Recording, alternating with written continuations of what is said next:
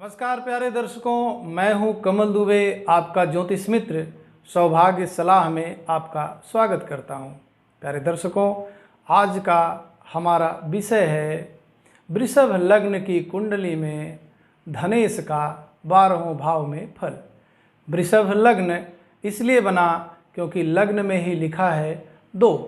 कहने का मतलब है किसी भी जातक की कुंडली में अगर पहले भाव में 2 लिखा है का मतलब है दूसरी राशि। कहने का मतलब है लग्न जो बना वह वृषभ बना। वृषभ का स्वभाव क्या है? बैल। बैल बहुत ही व्यवस्थित होता है, टाइम पे अपना काम पूरा करता है, टाइम से सोता है, टाइम से जगता है। कहने का मतलब है वह जीवन में किसी से अनायास बैर नहीं रखता है। ऐसे व्यक्ति बहुत ही व्यवस्थित होते हैं, काम से काम रखते हैं, मेहनती होते हैं, परिश्रमी होते हैं और परिश्रम के माध्यम से धन दौलत कमाते हैं। लेकिन अगर इनको छेड़ा जाए तो वह छोड़ने वाले भी नहीं हैं। यह कुछ वृषभ लग्न के जातकों का स्वभाव मैंने बताया। लेकिन आज मैं वृषभ लग्न में लग्न के मालिक के विषय में बात नहीं कर रहा हूँ। आज मैं बात कर रहा हूँ दूसरे घर की, जिसको धनेश बोलते हैं या धन का मालिक बोलते हैं। इस लग्न में धन का मालिक बनता है तीसरी राशि मिथुन राशि, जिसके मालिक हैं बुध देव। प्यारे दर्शकों, सबसे पहले डेमो कुंडली आपके स्क्रीन पे है, यह ध्यान दे लें। इसमें लिखा है पहला घर, दूसरा घर, तीसरा घर, चौथा घर, पांचवा घर, छठा, सातवां, आठवां, नौवां, 10वां, 11वां और 12वां। वृषभ लग्न का जो भी जातक है या जो भी कुंडली किसी की भी है, लग्न कुंडली है, तो पहला घर फिक्स है, दूसरा घर फिक्स है, तीसरा घर फिक्स है। जो घर हैं वह हमारे फिक्स हैं, वह नहीं बदलते हैं, बदलती हैं सिर्फ राशियाँ।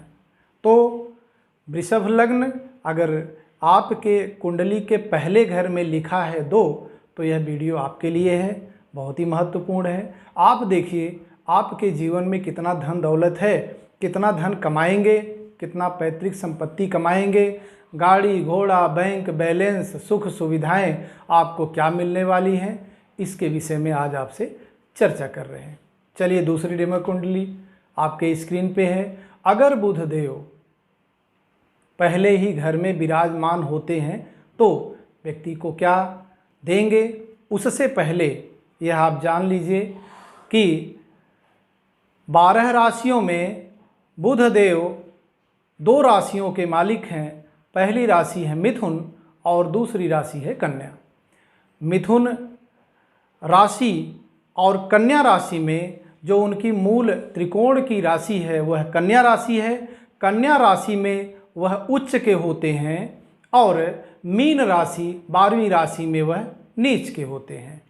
बुध देव जहाँ विराजमान होते हैं वहाँ से उस घर को तो प्रभावित करते ही हैं, साथ में 7वीं दृष्टि से 7वें घर को भी प्रभावित करते हैं। कहने का मतलब है बुध देव को एक दिव्य दृष्टि प्राप्त है, वह दृष्टि है 7वीं। उसको आप ऐसे भी कह सकते हैं या यह भी कह सकते हैं कि वह ठीक 180 अंश पर देखते हैं। अब यह आपको जानना है कि बुध देव के कारकत्व में क्या आता है। बुद्धि सबसे पहले, वाणी, त्वचा रोग। अगर बुध देव आपके अच्छे हैं तो आपकी वाणी बहुत अच्छी होगी, आप दिमागदार होंगे, पढ़े लिखे होंगे और विशेष करके एक्सप्लेनेशन, कैलकुलेशन, व्यवसाय, गणित, ज्योतिष, बीमा, इन सब से वह व्यक्ति धन दौलत कमाने वाला होगा और जीवन में बहुत कुछ बनाने वाला होगा। तो मजबूती आपको यह देखना है कि आपकी कुंडली में बुध देव अगर 12 से 18 डिग्री के बीच में हैं तो सबसे अच्छा रिजल्ट इस डिग्री में बैठे हुए बुध देव देंगे, 100% रिजल्ट देंगे। इस प्रकार का स्वभाव और इस प्रकार का व्यवसाय लेकर वह जातक अपने जीवन में धन और दौलत को अर्जित करेगा। साथ में अगर बुध देव पहले घर में विराजमान है। देखिए यह सम राशि है। सम राशि में 0 से 6 डिग्री के अंश 0 से 6 डिग्री के बीच में कोई भी ग्रह मृतक होता है और 24 से 30 अंश के बीच में वह बाल्यावस्था होता है। तो बाल्यावस्था में या मृतक अवस्था में कोई भी ग्रह अगर विराजमान है तो वह उतना अच्छा परिणाम नहीं दे पाएगा जो उसको परिणाम देना चाहिए। कहने का मतलब है वह अपने स्वभाव में परिवर्तन कर देगा, कमज़ोर हो जाएगा। और चूँकि इस लग्न में बुध धन और पैतृक संपत्ति के कारक हैं, तो अगर डिग्री 0 से 6 अंश या 24 से 30 अंश बनती है तो कुल मिलाकर के धन दौलत, पैतृक संपत्ति, बाणी, इन सब चीज़ों में कमी आ जाएगी। चलिए अब पहले घर की बात कर लेते हैं।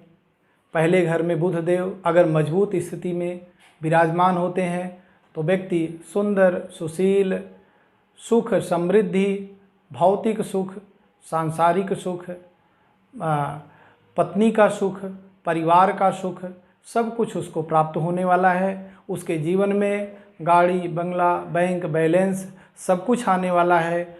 जब उसकी शादी हो जाएगी तो शादी के बाद से वह पत्नी के माध्यम से आजीवन बहुत तेज़ी से तरक्की करने वाला है, वृद्धि करने वाला है, क्योंकि बुध देव की 7वीं दृष्टि ठीक पत्नी भाव पे, व्यवसाय भाव पे, पार्टनरशिप पे पड़ता है। अगर बुध देव दूसरे घर में विराजमान होते हैं तो दूसरे घर में विराजमान होते ही बुध देव मजबूत हो जाएंगे, क्योंकि इस दूसरे घर के वह मालिक भी हैं और अपने ही राशि में विराजमान है, मिथुन राशि में। तो कुल मिलाकर के आजीवन धन दौलत कमाएंगे, पैतृक संपत्ति उनको बहुत सारी मिलेगी बिना परिश्रम के ही। कहने का मतलब है थोड़ा सा परिश्रम करेंगे और ज़्यादा लाभ कमाएंगे, आजीवन लाभ के स्रोत उनके बने रहेंगे। अगर बुधदेव तीसरे घर में विराजमान होते हैं तो यह कर्क राशि है। यहाँ पर धन दौलत के लिए तो कुछ ठीक है, लेकिन छोटे भाई बहनों से संबंध आजीवन खराब रहेगा। तो आपको यह देखना है कि छोटे भाई बहनों से संबंध आप बना के रखें तो ज़्यादा अच्छा रहेगा।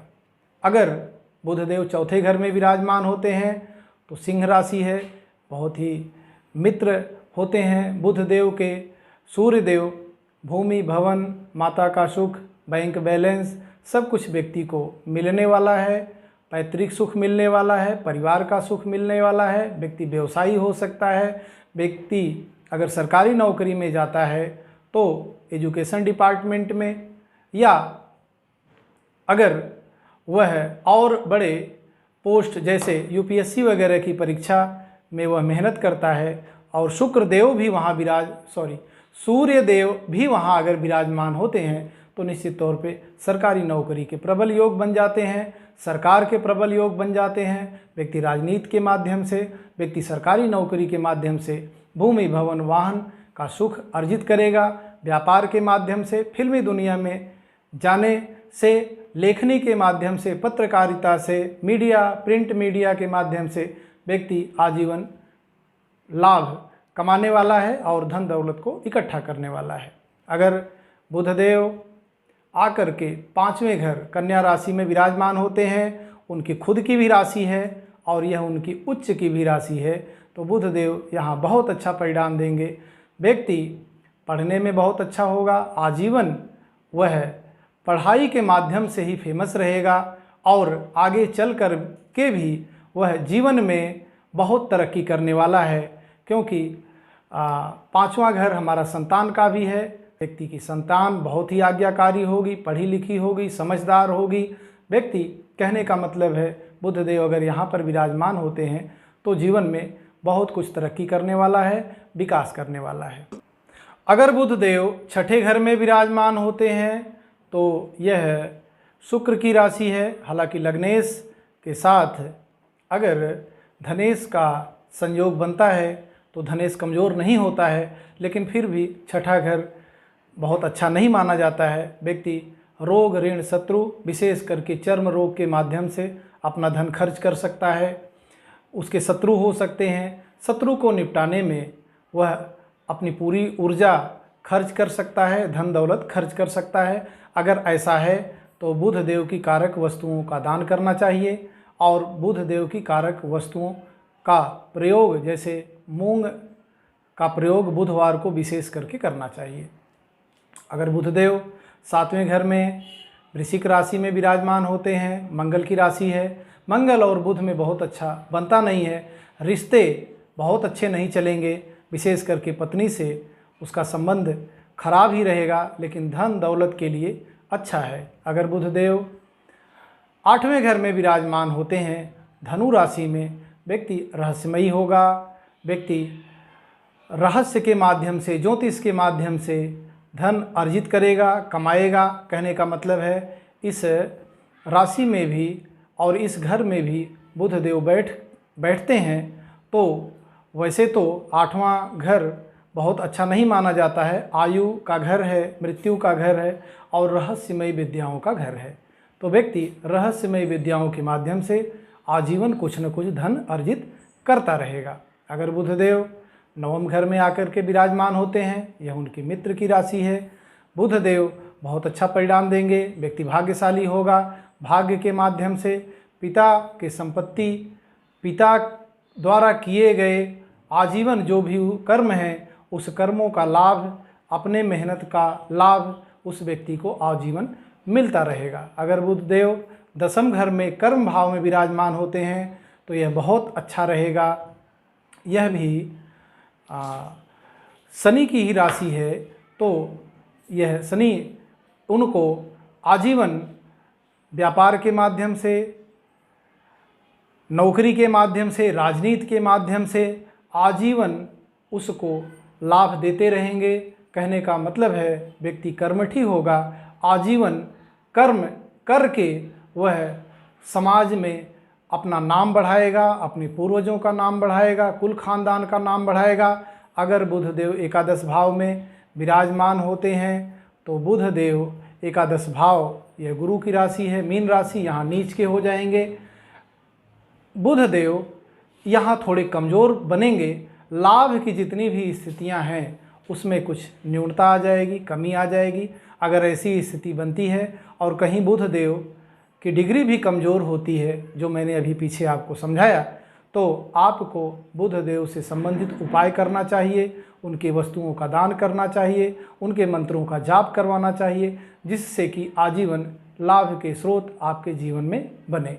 अगर बुधदेव 12वें घर में विराजमान होते हैं तो यह मेष राशि है। इस घर में भी बुधदेव बहुत अच्छा परिणाम नहीं दे पाएंगे। वैसे भी जो 12वां घर है बहुत अच्छा नहीं माना जाता है। यह जेल यात्रा का भी घर है, यह खर्च का भी घर है, यह विदेश में बसने का भी घर है, पैतृक जो भी हमारा निवास है उससे दूर जाने का घर है। तो कुल मिलाकर के यहाँ पर व्यक्ति संघर्ष करता हुआ दिखेगा। अगर ऐसा आपके जीवन में दिखे तो निश्चित तौर पे मानिए कि यह बुधदेव की वजह से ही हो रहा है। बुधदेव की वस्तुओं का दान करें और साल में एक बार ओम बुम बुधाय नमः का जाप करवाएं पंडित जी से, निश्चित तौर पे आपको लाभ होगा। प्यारे दर्शकों, इस प्रकार से वृषभ लग्न की कुंडली में अगर बुधदेव पहले घर से 12वें घर तक में अलग अलग विराजमान होते हैं तो कुछ इस प्रकार का परिणाम देने वाले हैं। अगर वीडियो अच्छा लगा हो, लाइक, शेयर, कमेंट, सब्सक्राइब करना न भूलें। आपका बहुत बहुत धन्यवाद।